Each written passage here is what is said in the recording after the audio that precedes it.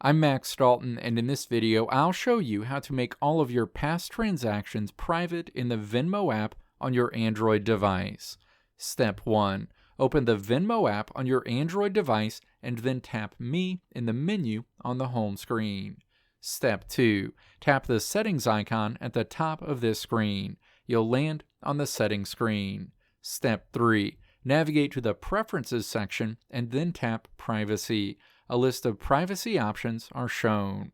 Step 4. Find the More section and then tap Past Transactions in this list of options. The Privacy for Past Transactions screen opens.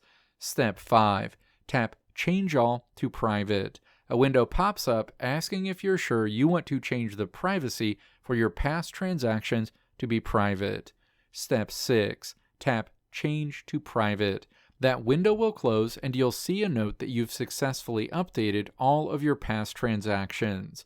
All of those past transactions will be private going forward and won't be visible to other people. Let me know if this video helped you out in the comments below. If you liked what you saw here, click the video links on the right side of the screen to check out another video. Or click the logo on the left side of the screen to check out my tutorial website at www.maxdalton.how.